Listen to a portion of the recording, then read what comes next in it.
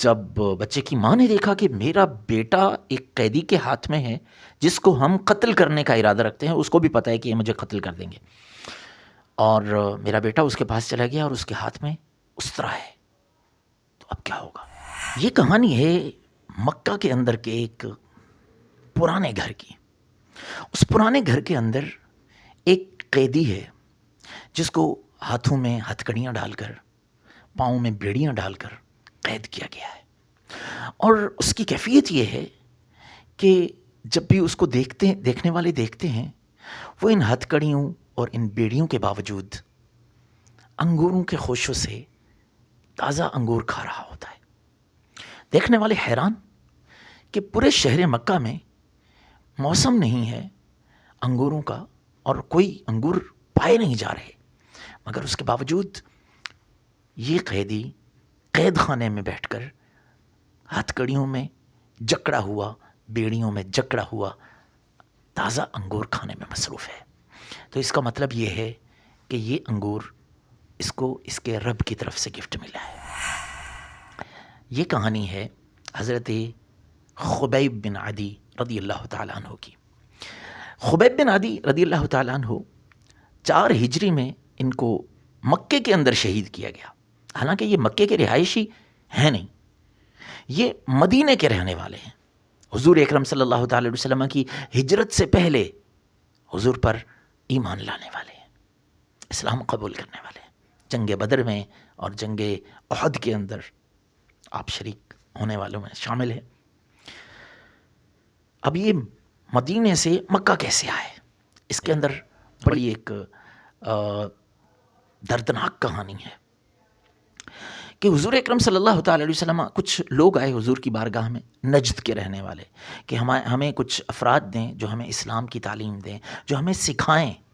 تو حضور اکرم صلی اللہ تعالی علیہ وسلم نے 10 افراد ان کی طرف بھیجے، ان میں حضرت خبیب بن عدی رضی اللہ تعالیٰ عنہ بھی شامل تھے۔ لیکن ہوا کیا؟ ان لوگوں نے دھوکہ دیا اور ان 10 افراد کو 100 افراد نے، یا ایک روایت کے الفاظ میں 200 افراد نے، تیر اندازوں نے، تلوار والوں نے گھیر لیا۔ ان 10 افراد کو پکڑنے کے لیے ہم تمہیں گرفتار کرنے آئے۔ ایک پہاڑی پر چڑھ گئے یہ 10 افراد اور جیڑ توڑ کر لڑے۔ 10 افراد کتنا چل سکتے تھے؟ 7 ان میں سے شہید ہو گئے، 3 نیچے اترے۔ اس وعدے پر لوگوں نے کہا کہ ہم تمہیں کوئی نقصان نہیں پہنچاؤں گے، آ جاؤ۔ جیسے ہی نیچے اترے تو انہی کی کمانوں کی رسیاں کھول کر ان کے ہاتھ باندھ دیے گئے۔ حضرت خبیب بن عدی رضی اللہ تعالیٰ عنہ نے اس وقت فرمایا تھا، یہ پہلا دھوکہ ہے جو تم اپنی زبان کے خلاف کر رہے ہو۔ تم نے زبان کی تھی کہ ہمارے ساتھ غداری نہیں کرو گے، لیکن تم نے غداری شروع کر دی ہے۔ بہرحال ان کو گرفتار کیا گیا اور ان میں سے ایک جو ہے وہیں لڑ پڑے ان سے کہ تم دھوکہ دے رہے ہو، اور وہیں شہید ہو گئے۔ 2 کو گرفتار کیا گیا، مکے لا کر کے بیچ دیا گیا۔ ان میں حضرت خبیب بن عدی رضی اللہ تعالیٰ عنہ تھے۔ جب ان کو بیچا گیا تو عقبہ بن حارث انہوں نے ان کو خریدا۔ اس کے والد جو ہے جنگ بدر میں قتل کیا، حضرت خبیب بن عدی نے اپنے ہاتھوں سے اس کے والد کو قتل کیا تھا۔ تو اس نے کہا میں بدلہ لینے کے لیے، انتقام لینے کے لیے ان کو خریدوں گا اور ان کو شہید کروں گا۔ گرفتار آپ کو خرید لیا گیا، گھر لے گئے، ایک کمرے میں آپ کو قید کر دیا گیا۔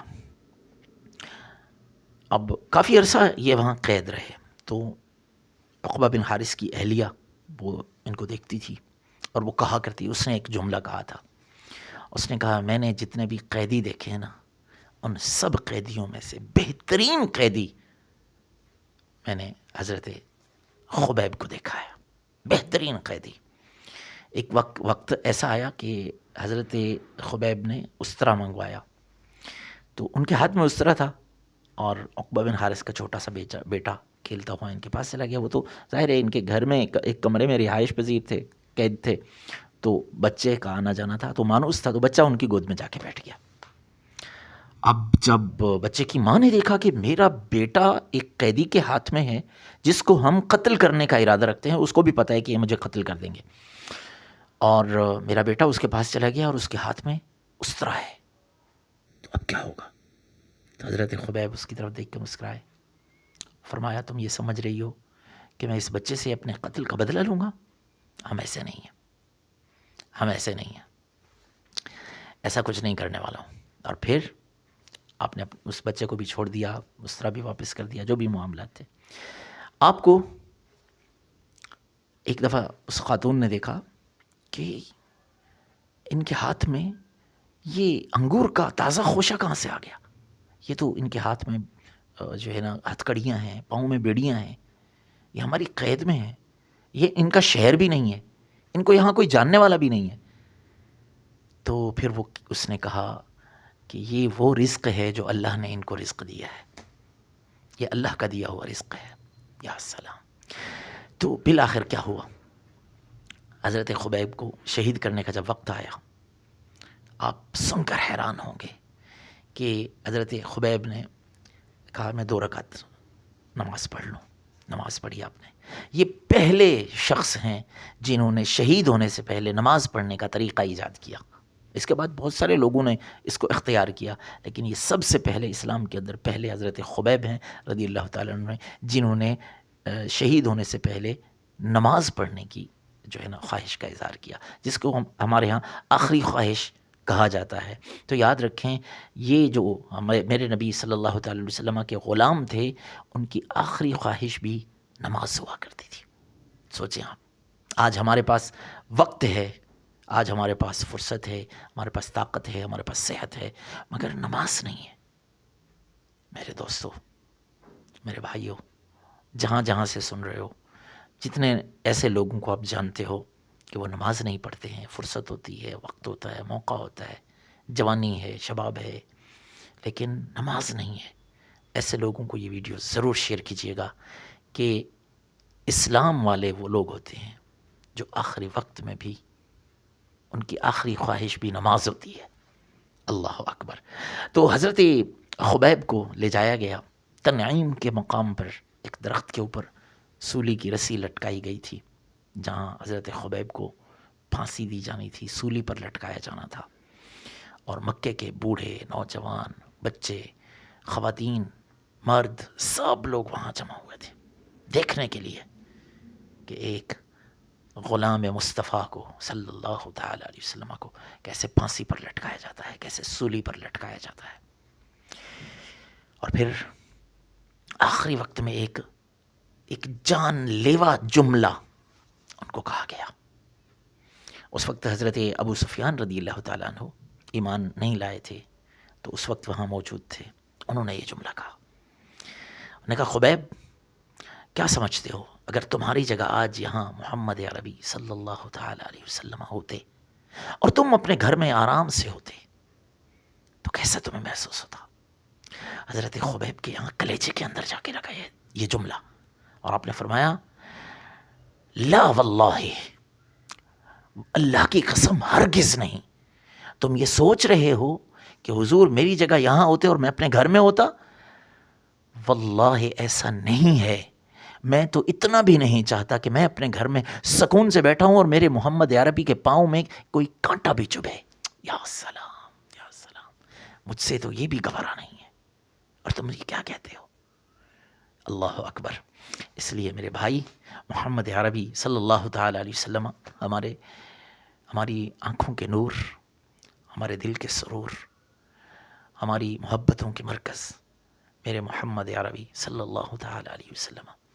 جیسے حضرت خبیب بن عدی نے یہ جملہ بولا نہیں، کر کے دکھایا، جان دے دی، اور یہ بتا دیا کہ جو غلام مصطفیٰ صلی اللہ تعالیٰ علیہ وسلم ہوتا ہے، اس سے اس کی جان تو لی جا سکتی ہے، اس کی سانسوں کی ڈوری کو تو کاٹا جا سکتا ہے، مگر اس سے غلامی مصطفیٰ اور محبت مصطفیٰ نہیں چھینی جا سکتی۔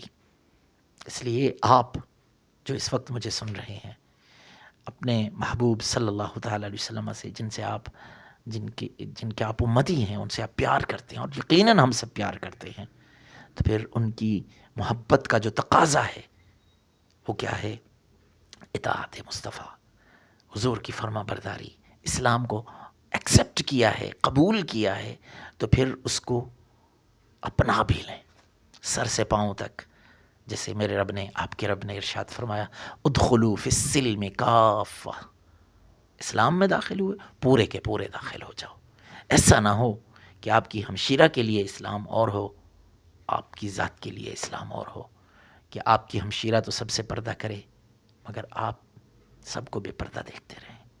ایسا نہ کریں، اسلام کے اندر پورے کے پورے داخل ہو جائیں، صرف کلمہ پڑھنے کی حد تک نہیں بلکہ مکمل اسلامی اخلاق کو اپنائیں، اسلامی عبادات کو اپنائیں، اسلامی طرز زندگی کو، لائف سٹائل کو اپنائیں، حضور کی سنت چہرے پر سجا لیں، نمازی بن جائیں، سچے بن جائیں، اچھے بن جائیں، اور عشق رسول میں اپنی زندگیاں گزار کر حضور کے دامن سے وابستہ ہو کر پھر اس دنیا سے جائیں تو جنت آپ کی منتظر ہو.